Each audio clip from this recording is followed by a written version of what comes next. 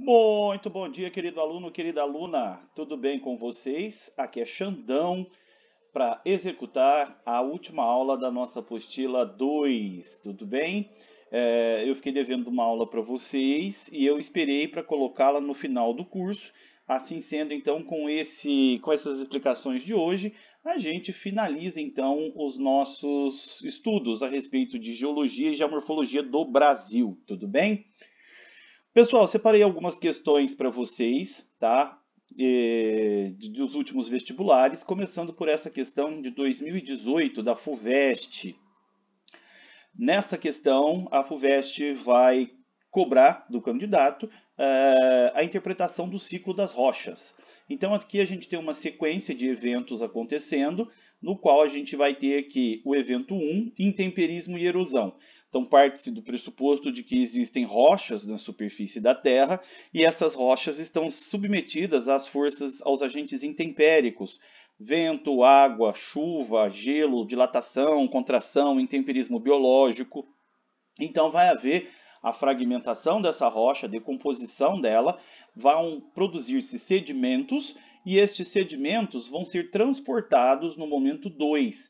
Esse transporte vai acontecer por meio dos ventos, por meio da gravidade, da água, das chuvas, dos rios, enfim, agentes transportadores diversos. E aqui a gente vê o momento 3. Logo após o intemperismo e erosão, seguido do transporte, vai acontecer o que no momento 3? Haverá a sedimentação, a deposição do material que foi intemperizado, erodido e transportado. Então, o estágio 3 aqui ocorre a deposição de sedimentos ou sedimentação. Isso vai servir de matéria-prima para a formação de rochas sedimentares. Estes sedimentos estarão submetidos ao processo de diagênese ou litificação. Então, vão se formar rochas sedimentares. Na sequência de eventos, ocorre o processo de metamorfismo. Esse metamorfismo irá alterar a estrutura cristalina das rochas, dos minerais, formando então uma nova rocha. Digamos que um arenito se transforme num quartzito, por exemplo, uma rocha com estrutura muito mais dura. Depois, na sequência de eventos, essa rocha que era sedimentar e sofreu metamorfismo volta a se fundir no manto. Fusão do magma vai acontecer e então aquela rocha que anteriormente se transformou em metamórfica se torna magma. O magma vai ser submetido ao evento de vulcanismo, de magmatismo, tá? Esse magmatismo ele vai produzir duas variáveis. Pode acontecer o evento 6A, que é a formação de rochas intrusivas. Esse magma vai se resfriar no interior da crosta, de forma bem lenta, formando rochas cristalinas, tá? Ou então a gente vai observar o fenômeno 6B. Nesse caso, o magma foi expelido por um vulcão e ele vai se resfriar rapidamente na superfície, dando origem a uma rocha magmática, como, por exemplo, o basalto ou o diabásio. E, depois de consolidado esse vulcanismo, retorna novamente ao momento 1. Essa rocha que se resfriou aqui vai começar a sofrer novamente a ação do intemperismo e erosão. A questão pede o seguinte: identifique os processos formadores das rochas nas fases 3 e 6B e cite um exemplo de rochas para cada uma dessas fases. Na fase 3, então, o processo é a diagênese, né? Ou seja, a formação de rochas sedimentares após a sedimentação. Então, formação de rocha sedimentar e aqui no 6B, formação de rocha magmática extrusiva. Exemplos, no caso do evento 3, um argilito, um arenito, alguma rocha de origem sedimentar, pode ser um calcário. No caso da rocha do evento 6, a gente pode citar, como eu já mencionei, o basalto ou o diabásio. B. Explique a relação entre uma das rochas citadas e o relevo característico dessa rocha, utilizando-se de exemplo no estado de São Paulo. No estado de São Paulo, se a gente for recobrar aqui imagens que a gente já estudou anteriormente, vocês vão ver que o estado de São Paulo ele é formado por uma sequência de rochas sedimentares. tá? Então isso aqui constitui um planalto. A forma de relevo dessas rochas forma planaltos, né? E no caso do estado de São Paulo, houve também o vulcanismo. Então a gente tem planaltos de arenito recobertos por basalto. Então, atendendo ao que foi pedido na questão, né, nós podemos então destacar que no estado de São Paulo existem planaltos areníticos basálticos, formados por rochas do momento 3 e do momento 6B. Tá bom?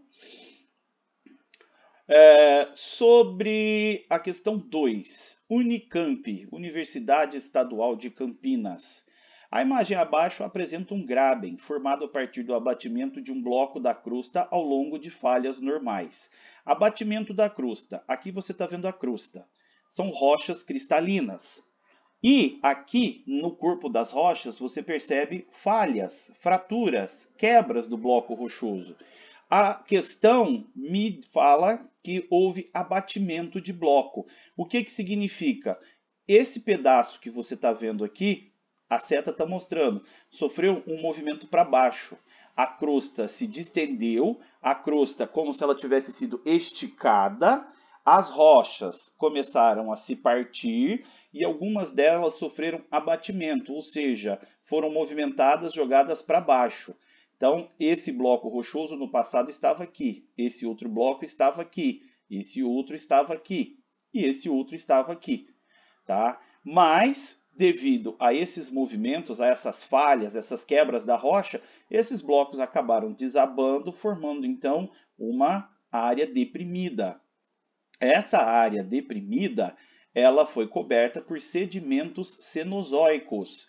Sedimentos cenozoicos foram depositados ao longo dos últimos 65 milhões de anos, nos últimos 65 milhões de anos, perdão. Então, o material que sai das partes altas, não é, vai se depositar aqui dentro da área deprimida, formando assim uma bacia sedimentar, tá bom? A questão pede o seguinte: quais são os processos que geram abatimentos da crosta associados às falhas normais? Esses processos em que parte dos blocos são jogados para cima, parte dos blocos são jogados para baixo, são processos epirogenéticos. São movimentos horizontais da crosta que ocorrem de forma muito lenta. Então aqui houve epirogênese positiva. Esse bloco rochoso foi jogado para cima. Esse movimento se chama soerguimento, tá? No caso desse bloco aqui, houve subsidência ou epirogênese negativa, tá? O movimento se deu para baixo. Então, são movimentos epirogenéticos de soerguimento e de subsidência. Move-se ora para cima, ora para baixo. Por que nessas áreas formam-se bacias sedimentares? Porque elas passam a apresentar uma topografia mais rebaixada. Então, favorece o acúmulo de sedimentos nessa região deprimida. Indique 2 recursos minerais que se formam junto com a evolução das bacias sedimentares. Nas bacias sedimentares vão se acumular combustíveis fósseis.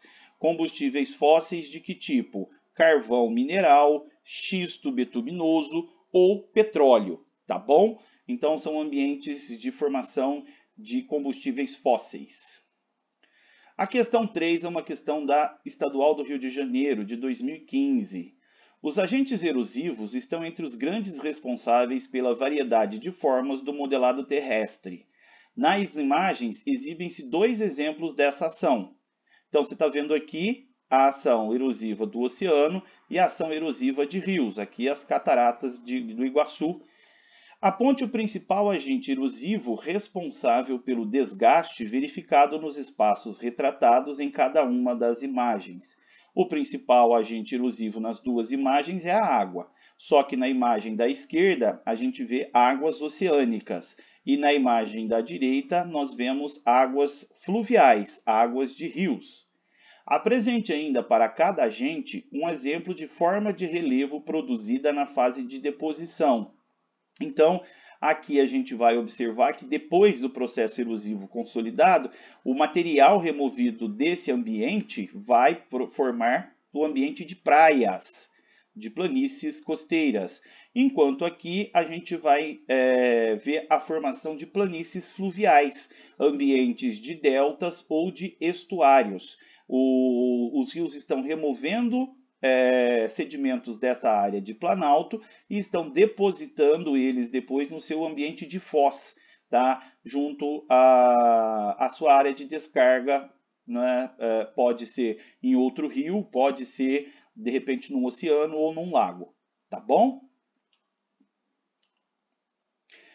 A questão 5 é uma questão da FUVEST, né, ao vestibular da USP. Examine a imagem e o gráfico. Então aqui eu tenho uma imagem que me mostra um recorte do litoral norte do estado de São Paulo e litoral sul do Rio de Janeiro. Aqui está a cidade do Rio, aqui está a cidade de São Paulo. Nós sabemos que isso daqui retrata a Serra do Mar.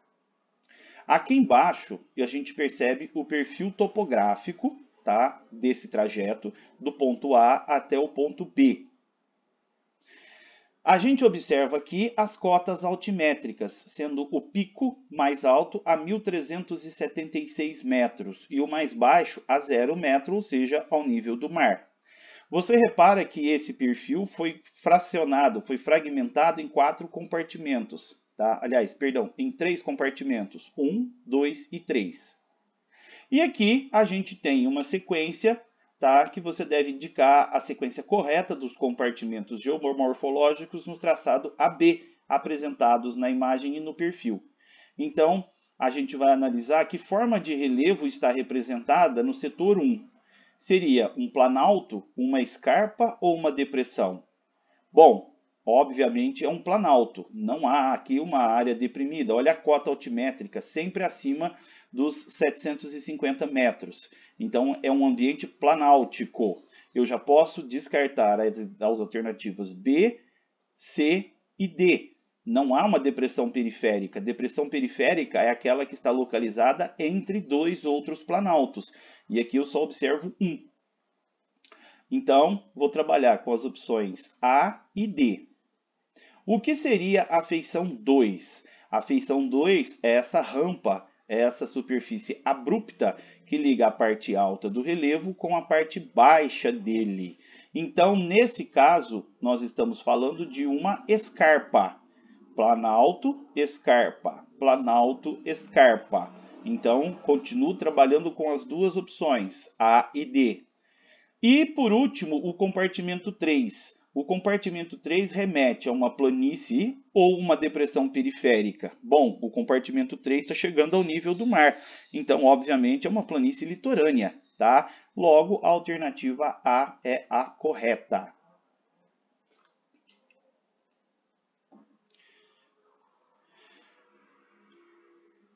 Seis. A questão da Universidade Estadual do Ceará. Leia atentamente o seguinte enunciado. Ocupando grande parte da estável plataforma sul-americana, o Brasil era considerado até pouco tempo como assísmico, por não conhecer a ocorrência de sismos destrutivos. Estudos sismológicos desde a década de 1970 mostraram que a atividade sísmica no Brasil, apesar de baixa, não pode ser negligenciada. Pequenos sismos intraplaca podem ocorrer em qualquer local. Sismos intraplaca, quer dizer que são fenômenos que podem ocorrer dentro da placa tectônica, tremores dentro da placa e não necessariamente na borda apenas. Mesmo apresentando uma certa estabilidade sísmica, no Brasil ocorrem pequenos sismos e algumas das áreas mais ativas são os estados do Rio Grande do Norte e do Ceará, tá bom? Isso acontece porque aqui nessa região existem grandes falhas geológicas e isso permite que a placa se movimente internamente. Ela se movimentando internamente vai gerar sismos de pequena magnitude, 3,5, 2, 2,5, né? Mas ocorrem sismos. Alguns podem ser percebidos pelas pessoas, tá bom? Além do mais, existem trincas aqui, rachaduras, sobre a placa tectônica, desde a região do Rio Grande do Norte e Ceará até o limite da placa aqui no Oceano Atlântico. Então, às vezes, ocorrem tremores de terra no Oceano Atlântico e esses tremores de terra podem se canalizar e serem sentidos em baixa magnitude também nesses estados. Então, fique atento porque os estados do Rio Grande do Norte e do Ceará são áreas de sismicidade constante no Brasil, embora sismicidade em pequena escala. Tá bom? Questão 7. Um grupo de pesquisadores recebeu a incumbência de realizar um estudo físico-geográfico de uma ampla área do território brasileiro. Uma excursão foi realizada pelo grupo com o percurso aproximado de A até B, tá? Do Maranhão, então, até o Rio Grande do Sul, conforme pode ser observado no mapa a seguir. Mapa esse que, para nossa infelicidade, não tem legenda, né? Mas aí é que está o pulo do gato. O percurso estabelecido permitiu atravessar as seguintes unidades geológicas brasileiras no sentido AB. Tá? Seria aqui, então, a província de Borborema? Não, a província de Borborema está na região mais a leste da região nordeste. Bacia do meio norte, sim, isso aqui é a bacia sedimentar do meio norte do Brasil. Lembrando que o meio norte está bem naquela região de transição entre a Caatinga e a Amazônia. Escudo brasileiro, sim, tá? A região conhecida como escudo brasileiro ou Planalto Central do Brasil, tá? E bacia do Paraná, esse compartimento aqui ao sul pega aqui toda essa área roxa, tá? Então seria a alternativa correta. Sobre as unidades do relevo, marque verdadeiro e falso e assinale a sequência correta. O Planalto brasileiro é formado pelos planaltos Atlântico, que corresponde ao setor da Serra do Mar, Central e Meridional, que possuem formações rochosas distintas. Correto, o Planalto Atlântico ele é formado por rochas cristalinas. A região do Planalto Meridional é formado por aquela sequência de rochas areníticas cobertas por basalto, por rochas vulcânicas. E o Planalto Central combina planaltos sedimentares com planaltos cristalinos. Então, sim, o Planalto brasileiro tem essas características, a afirmação é verdadeira. O Planalto Meridional domina a região sul do Brasil e foi onde, na era Mesozoica, ocorreram derrames de lavas vulcânicas de origem da Terra Roxa. Correto, a gente já viu ali os derrames de basaltos que aconteceram e a decomposição do basalto vai produzir terra roxa. Planalto das Guianas, que domina a região norte do Brasil, é composto por rochas sedimentares. Alternativa falsa, é um planalto de rochas cristalinas. A Grande Planície Amazônica é formada por rochas da era Mesozoica, ou seja, do período mais recente. Errado, o Mesozoico não é o período mais recente, sim o Cenozoico. E no Planalto brasileiro destacamos 3 grandes planícies, a Amazônia litorânea ou costeira e a planície do Pantanal. Também é verdadeira, então a sequência ficou verdadeiro, verdadeiro, falso, falso, verdadeiro, portanto, a alternativa B é a correta. Sobre a questão 12, é da Universidade Estadual de Feira de Santana, 2018. A feição indicada pela seta encontrada na maior parte do território brasileiro corresponde ao quê? A um vale? Não, a seta não está indicando o vale, a seta está indicando a parte alta. Uma planície? Novamente, a seta está indicando a parte alta do relevo e não a planície. Uma cordilheira, não estou vendo o topo de nenhuma montanha nessa situação. Uma depressão, a depressão foi escavada a partir do planalto, tá? Então, essa alternativa só pode ser a D. A alternativa correta é um planalto, é o que está mostrando. E aqui pelo desenho a gente pode perceber, pela sequência de camadas, que é um planalto sedimentar. A questão 13 é da Faculdade de Medicina de Rio Preto de 2018.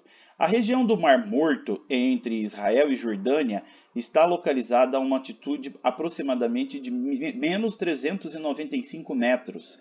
A feição geomorfológica correspondente a essa altimetria denomina-se É uma planície litorânea? Não. Se não está ao nível do mar, não é litorâneo. Não é um escudo cristalino. Os escudos cristalinos formam planaltos. Não é uma ravina. Ravina é uma feição erosiva, tá? De solo. Tá? E aqui nós estamos falando de estrutura geológica. Não é aluvião, tá? Porque o aluvião é tão somente um material transportado pelos rios. Logo, é uma depressão absoluta, uma forma de relevo abaixo do nível do mar, tá? Processo esse em que a crosta terrestre foi dobrada, tá? Negativamente, num movimento para baixo. Ao invés de formar uma montanha, formou uma grande depressão de quase 400 metros abaixo do nível do mar. Por isso que o mar se chama Mar Morto. Ele está isolado, ele está sem nenhuma conexão com o oceano. Tá bom? Essa questão 20 é uma questão do Enem. Então vamos lá. Tem aqui uma figura de diagrama de regiões de intemperismo para as condições brasileiras. Aqui eu tenho um gradiente de temperatura e aqui de precipitação. Tá? Eu vejo que onde a precipitação é muito baixa, o ritmo de intemperismo é muito fraco. Eu vejo que onde há muita precipitação, tá? O intemperismo é forte. De acordo, é quente e é úmido, o intemperismo é forte. De acordo com as figuras, a intensidade do intemperismo de grau muito fraco é característica de qual tipo climático, tá? O tipo climático que tem intemperismo muito fraco, a gente vai encontrar aqui no setor 1, tá? No sertão nordestino, o clima semiárido. Olha lá, muito fraco, quer dizer que as temperaturas, embora sejam altas, tá?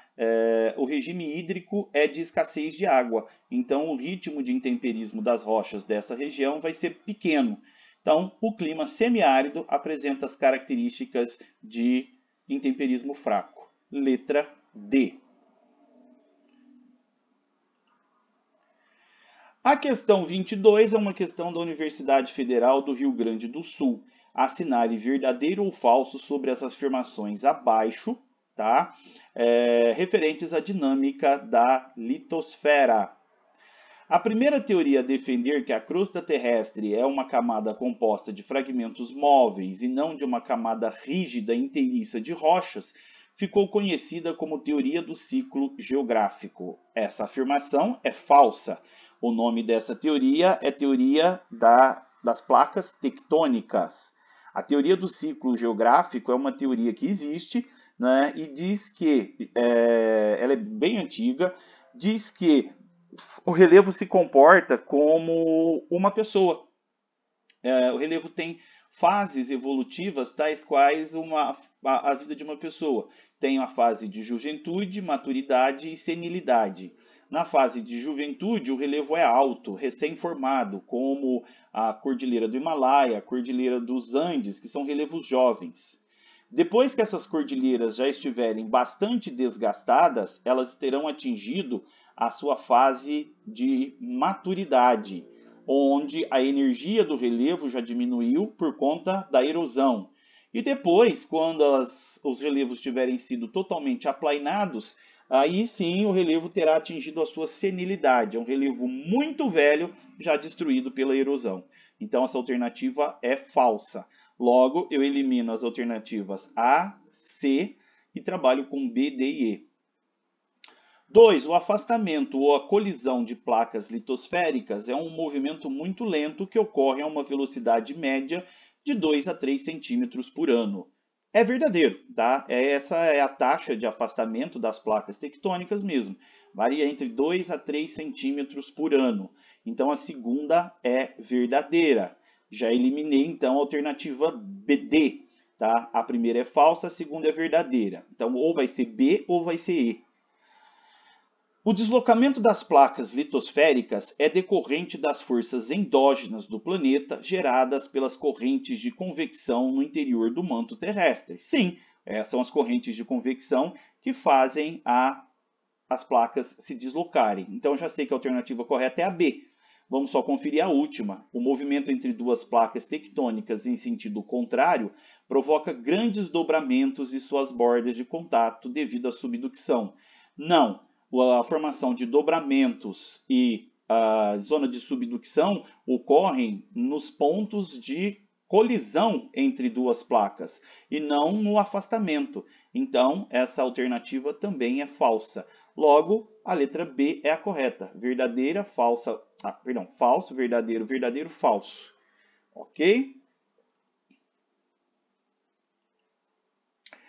E, finalmente, a questão 10.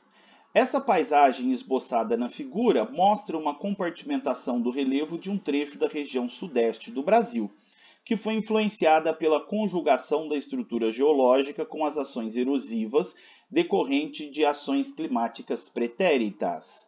Na área situa-se o município de Botucatu.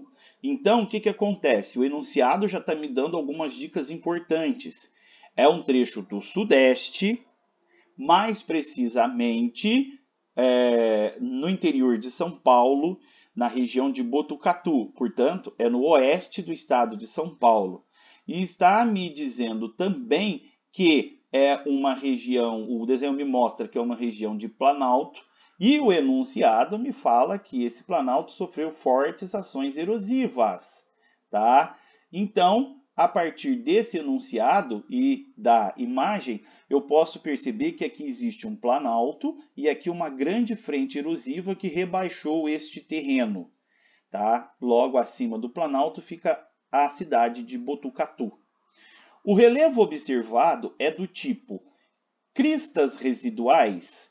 Cristas são pontas, os cumes de montanhas.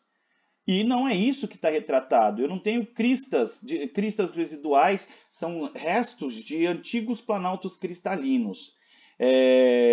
Então, não é essa configuração geológica que eu encontro no interior do estado de São Paulo. Novamente, a gente recorre àquela imagenzinha do estado de São Paulo. Ó. Aqui é a formação de rochas areníticas cobertas por basaltos. Vamos ver a alternativa B. Pediplanos mesozoicos. O que é um pediplano? É uma área que já foi totalmente arrasada pela erosão. E aqui eu vejo que o planalto está ainda sendo erodido. Então não houve a destruição total do planalto. Logo, não existe um pediplano. Domos cristalinos. De novo, não há rocha cristalina na porção oeste do estado de São Paulo.